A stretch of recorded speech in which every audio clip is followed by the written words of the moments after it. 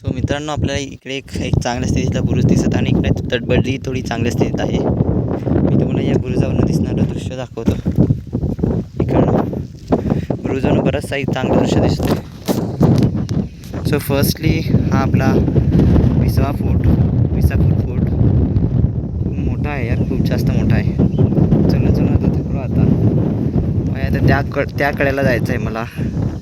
हा समोरचा लोहगड, हा तुंग, जे 3-4 किल्ले दिसत आहेत मला, फक्त दृष्टीचं पण नीट येत नाहीत आणि मोबाईलच्या चार्जिंगच्या काहीमुळे मला ते जाणून घेता येत नाहीत. इकडे सडक तडबडली पण आता तडबडलीच्या साईडने जाणार, व्हिडिओ नाही काढणार मी, चार्जिंग कमी असल्यामुळे.